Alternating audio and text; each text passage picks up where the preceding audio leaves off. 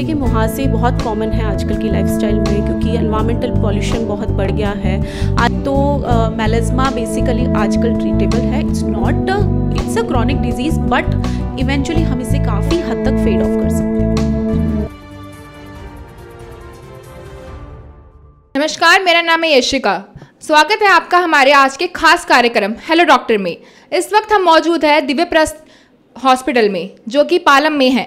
इस वक्त हमारे साथ जुड़ चुकी है डॉक्टर तरुणा सिंह, जो कि डर्मेटोलॉजिस्ट है। आइए जुड़ते हैं उनसे और उनके बारे में जानते हैं। मैम, पहले तो आप अपने बारे में बताएं। I am doctor Taruna Singh, I am MD dermatologist. Ma'am, dermatologist होते कौन है, उसके बारे में बताएं। डर्मेटोलॉजिस्ट बेसिकली चर्म रोग विशेषज्ञ होते हैं। ये चमड़ी की तमाम बीमारियों का इलाज करते हैं। मैम, जैसे कि स्किन डिसीज हो जाती है लोगों को, तो वो किस तरह के ट्रीटमेंट्स के लिए आते हैं आपके पास?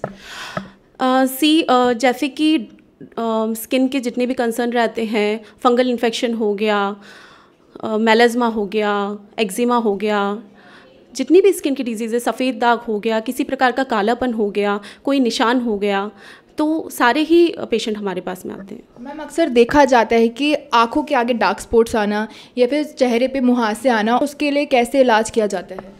चेहरे के मुहासे बहुत कॉमन है आजकल की लाइफस्टाइल में, क्योंकि एनवायरमेंटल पॉल्यूशन बहुत बढ़ गया है।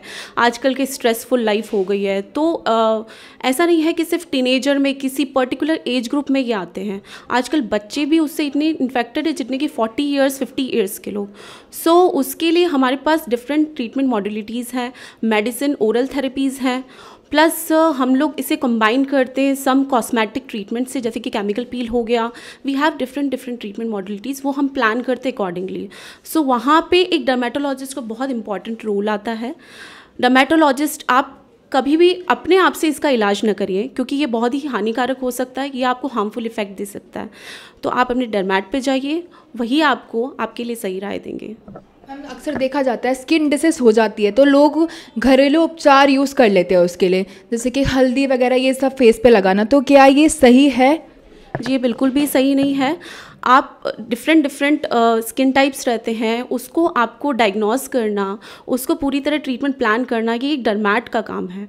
तो आप प्रॉपर डायग्नोसिस के साथ में अपना इलाज करें तो बेटर रहेगा। कभी कभी ऐसा रहता है आपकी स्किन बहुत ज़्यादा ड्राई है और आप उस पर एलोवेरा अप्लाई कर रहे हैं जेल फॉर्म में, that is very harmful. Eczema is a very broad term.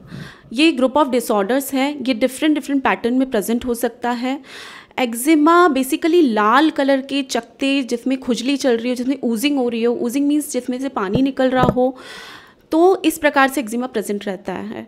और इसके कारण अभी तक हम पता नहीं लगा पाए हैं कि बेसिकली किस कारण से होता है, but there are two kind of, endogenous हो सकते हैं या फिर एक्सोजीनियस हो सकते हैं।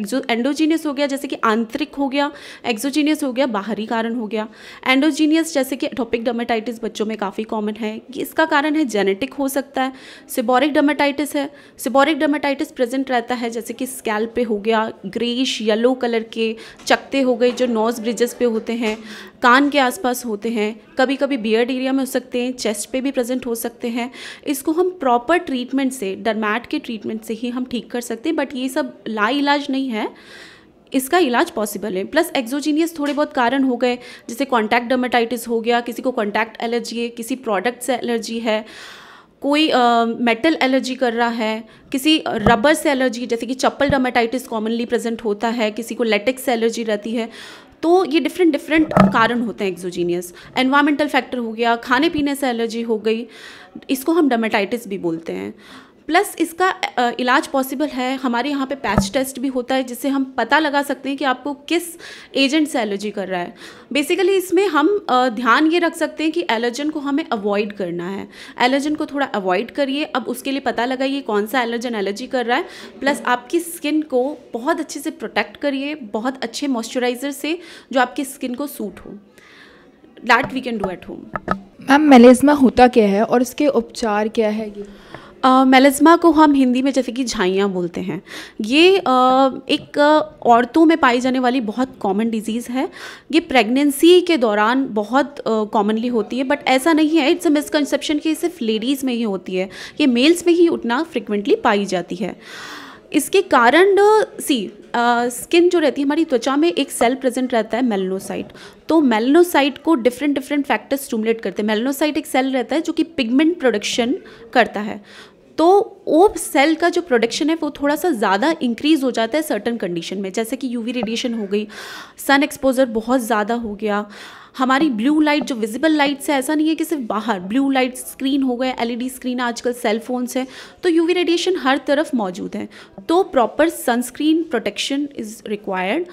और इसके लिए डिफरेंट ट्रीटमेंट है, जैसे कि आपका कभी कभी देखा गया है हार्मोनल मेलेज्मा, कभी कभी हार्मोनल फ्लक्चुएशन से भी देखा गया है, तो उसका भी ट्रीटमेंट रिक्वायर्ड है।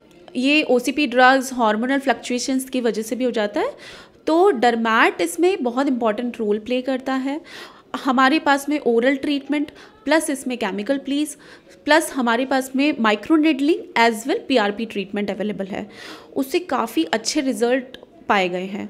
तो मेलेज्मा बेसिकली आजकल ट्रीटेबल है। It's a chronic disease, but eventually हम इसे काफ़ी हद तक फेड ऑफ कर सकते हैं। मैम एक लास्ट क्वेश्चन हमारा, एस्थेटिक होता क्या है? एस्थेटिक में हम बहुत different kind of cosmetic procedure करते हैं, जैसे कि केमिकल पील हो गया, बोटॉक्स हो गया, फिलर हो गया, और भी कॉस्मेटिक प्रोसीजर हैं various kind of, according to ये स्किन टाइप हम लोग प्लान करते हैं। तो ये थी हमारे साथ डॉक्टर तरुणा सिंह, जिन्होंने हमें स्किन की कई प्रॉब्लम्स के बारे में बताया। कैमरामैन अमित के साथ यशिका की रिपोर्ट। खबरों से खबरदार रहने के लिए चैनल को सब्सक्राइब करें और प्रेस करें बेल आइकन।